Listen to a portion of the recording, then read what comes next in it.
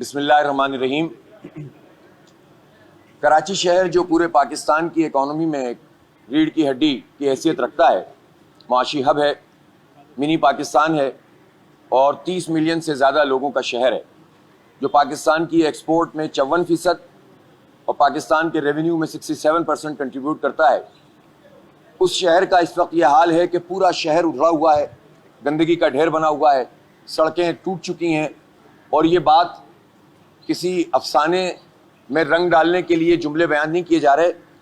आप जाएं कराची में, तमाम कॉम्पिटेंट अथॉरिटीज़ जाएं, तमाम सहाफ़ी जाएं और जाकर देखें कि इस शहर के साथ क्या सलूक वहाँ की हुकूमतों ने किया है।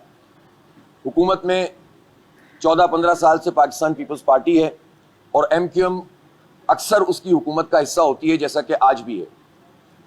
हमने इन तमाम इशूज़ को रेज़ किया और हम ये चाहते हैं कि कराची में एक बाइख्तियार शहरी हुकूमत हो, लोकल बॉडीज़ के इंतखाबात हों। लेकिन तवील अरसे से ये देखा जा रहा था कि पीपल्स पार्टी इंतखाबात कराने में डिले कर रही थी, डिलेइंग टैक्टिक्स इस्तेमाल कर रही थी। उस पर हम इलेक्शन कमीशन ऑफ पाकिस्तान में गए, वहाँ पर हियरिंग हुई और सिर्फ जमात इस्लामी थी जिसने कराची का मुकदमा लड़ा कि बल्दियाती इंतखाब होने चाहिए, शहर को मेयर मिलना चाहिए, अपने बल्दियाती नुमाइंदे मिलने चाहिए। उस पर फिर इलेक्शन कमीशन ने टाइम लाइन तय की और फिर ये प्रोसेस आगे बढ़ा। फिर जब इख्तियारात का मसला हुआ तो हमने जिद्दोजहद की, बाइख्तियार शहरी हुकूमत के लिए एहतजाज किया, धरने दिए, निगोशिएट किया, एग्रीमेंट किया और उसकी इम्प्लीमेंटेशन के लिए भी मुसलसल काम कर रहे हैं। फिर हम हाई कोर्ट में भी गए कि इस पर इम्प्लीमेंट किया जाए कि जो कुछ भी एग्रीमेंट हुआ है और जो बाइख्तियार शहरी हुकूमत का काम होना चाहिए। इस दौरान में मुख्तलिफ पार्टीज़ हाई कोर्ट में गई और उन्होंने इलेक्शन को डिले कराने की बात की। हाई कोर्ट ने उनकी पिटीशन को डिसमिस कर दिया। उसके बाद फिर सुप्रीम कोर्ट में यह पिटीशन फाइल हुई और जो केस हाई कोर्ट में पेश नहीं किया गया था, यहाँ पर पेश करने की कोशिश की गई। जहाँ तक हल्काबंदियों का ताल्लुक है, जमात इस्लामी ऑन रिकॉर्ड है, इलेक्शन कमीशन ऑफ पाकिस्तान में सबसे ज़्यादा करस्पॉन्डेंस हमने की है, सबसे ज़्यादा हाजिरी हमने दी है। कोर्ट्स में हम गए हैं, हमने जाकर डिलिमिटेशन को फोकस किया है और उसके अंदर जितनी खराबियां हैं उसको उजागर किया और उसके साथ साथ जितने मसाइल भी इलेक्शन कमीशन से मुताल्लिक हैं और गवर्नमेंट की नाअहलियों से मुताल्लिक वह हम उजागर करते रहें। लेकिन हम ये समझते हैं कि 2 से 2.5 साल का डिले बल्दियाती इलेक्शन में हो गया है, जो गैर आइनी, गैर कानूनी भी है और कराची की जो इस वक्त सूरत हाल है उसके लिए बहुत ज़रूरी है कि किसी भी तौर पर यहाँ पर इलेक्शन मुनक़िद हों। जितनी रिजर्वेशंस हैं उन रिजर्वेशन को सामने रखने के बावजूद सबसे ज़्यादा इस वक्त कराची चाहता है कि उसका मेयर मुंतखब हो, उसके टाउन के चेयरमैन मुंतखब हो, उसके यूसी चेयरमैन और कौंसिलर मुंतखब हो।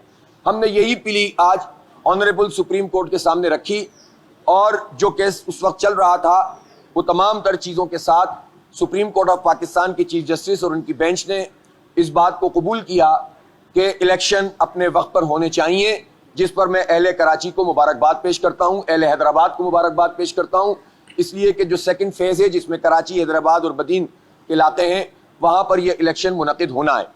जहाँ तक बाकी चीज़ों का ताल्लुक है उन सब चीज़ों पर हमारा स्टैंड भी है और आज हमने ऑनरेबल सुप्रीम कोर्ट के चीफ जस्टिस साहब के सामने ये बात भी रखी कि कराची का बहुत बड़ा मसला ये है कि यहाँ मरदमशुमारी का प्रॉब्लम है, यहाँ पर वोटर लिस्टें दुरुस्त नहीं होती और नादरा के पास एक डेटाबेस है।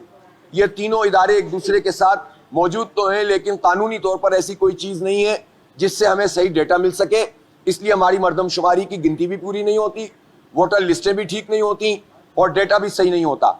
जिस पर सुप्रीम कोर्ट के चीफ जस्टिस साहब ने ये हमें हिदायत की कि आप जो है वो हाई कोर्ट में या सुप्रीम कोर्ट में अपना प्रपोजल या अपनी जो भी मौक़िफ़ है उसको लेकर जाएं तो उसको सुना भी जाएगा और कॉम्पिटेंट अथॉरिटीज़ को हिदायत भी की जाएगी।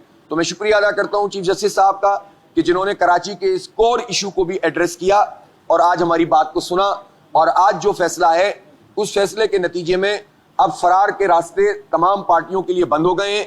ये सारी पार्टियां जो आज इलेक्शन को मौखर करने की बात कर रही हैं उन तमाम चीज़ों में शामिल रही हैं। 2013 का जो बल्दियाती एक्ट था उस बल्दियाती एक्ट में बल्दियाती इदारों से इख्तियारात छिन गए थे, उसके 14 महीने बाद तक MQM उसका हिस्सा बनी रही, उनके गवर्नर कई साल तक गवर्नर रहे। इस वक्त भी MQM पूरे पैकेज डील के साथ पीपल्स पार्टी का हिस्सा है और नून लीग का हिस्सा है। एक तरफ वो हिस्सा है और दूसरी तरफ वो हुकूमत के खिलाफ ही एक पिटीशन फाइल करके इलेक्शन को डिले कराना चाहते हैं, जो किसी सूरत कराची वालों के लिए काबिल कबूल नहीं है। हम डिलिमिटेशन पे अपने एतराज़ात रखते हैं और जिस तरह सुप्रीम कोर्ट ने कहा है कि जो कॉम्पिटेंट अथॉरिटीज हैं वहां पर जाकर उनको सेटल किया जाए, जमात इस्लामी उसका भी पार्ट बनेगी और इंशाअल्लाह बेहतर तरीके से इस चीज को एड्रेस करेगी। लेकिन इलेक्शन हमारी जरूरत है। पूरा शहर इस वक्त खंडर बना हुआ है। इस वक्त शहर में बदतरीन ट्रांसपोर्ट की सूरत हाल खराब है। बाइकें चलाना मुश्किल हो गया है, गाड़ियां चलाना मुश्किल हो गया है, रोज माएँ बहनें गिर रही हैं, रोज लोग बदतरीन सूरत हाल से दो चार हैं। जरा सी बारिश हुई है तो सड़कें बहना शुरू हुई और बारिश बढ़ती गई है तो तमाम सड़कें उधड़ गई हैं। इससे पता चलता है कि करप्शन किस लेवल पर है और इस करप्शन में ये सारी जमातें शामिल हैं जो एमएनए फंड से भी पैसे लगाती रहीं और जो हुकूमतों का हिस्सा भी रही हैं और रोना गाना इन्होंने हमेशा जारी रखा है।